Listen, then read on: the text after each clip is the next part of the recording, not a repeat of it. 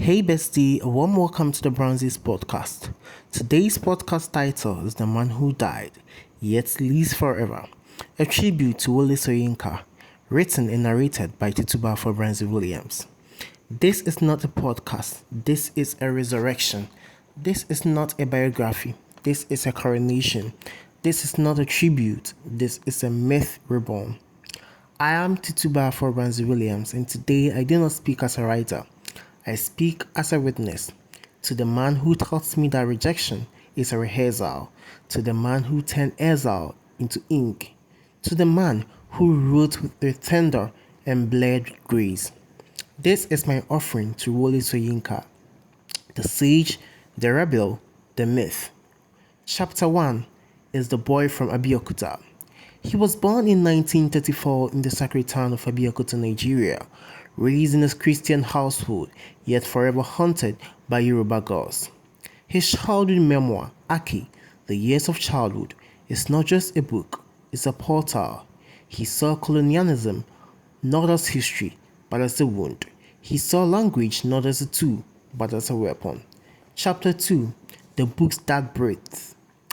Death and the King's Horseman were a ritual meets resistance. The man died, written in prison, where silence was louder than screams.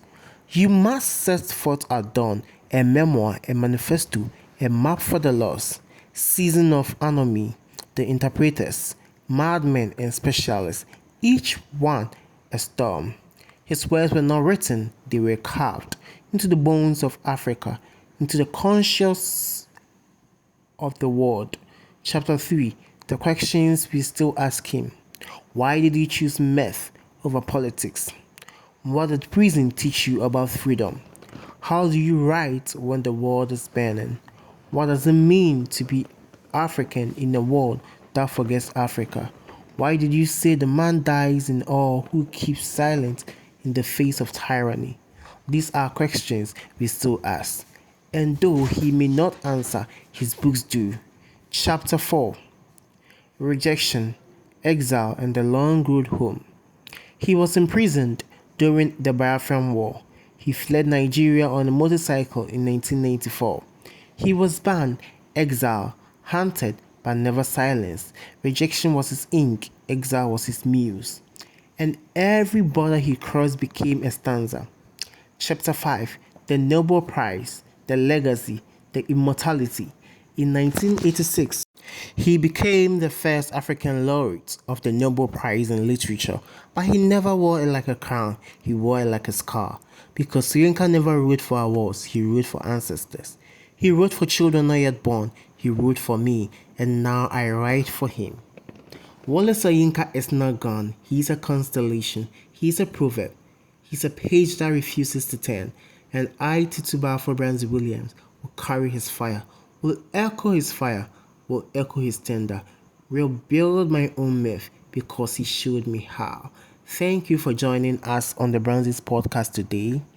And it's always my fervent prayer that God provides you with what you want, make your life easy and more beautiful. You don't have to forget subscribing to the channel so that we always bring you the best content ever. And anyone you want to see on the Brownsy podcast, please let us know through the comment section. Thank you. When I moved in here,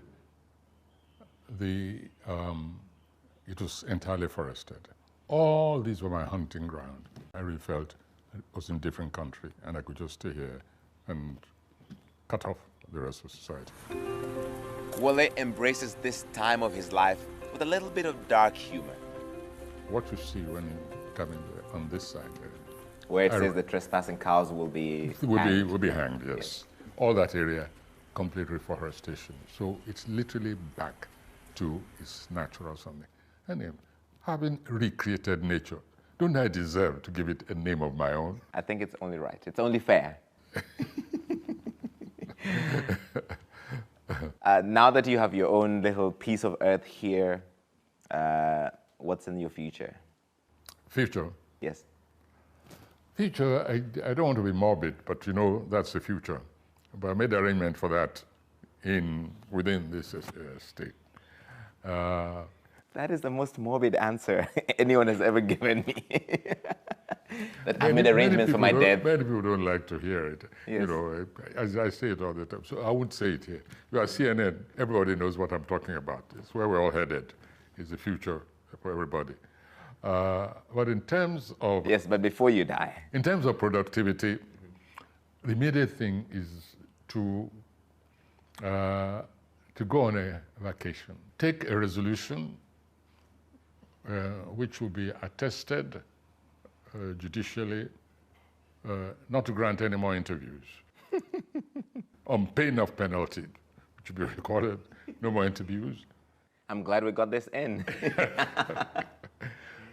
Certainly not writing. I was never satisfied with the way a story had been told by the elders to us.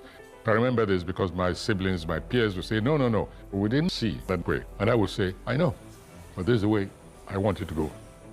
I am Wole Soyinka, playwright, essayist, novelist, poet, and activist.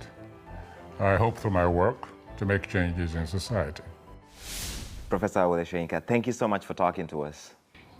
Pleasure.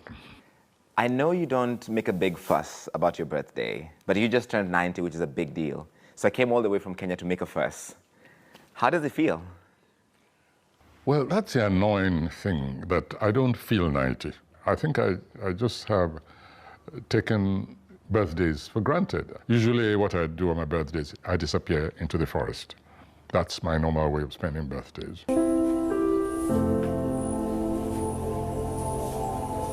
When I was a student, I thought our mission in life was to go down south and liberate Southern Africa. Before returning to Nigeria, we began to see that we'd better place our charity, the priority of charity, on the home front. Next, Wole takes me to his place of tranquility.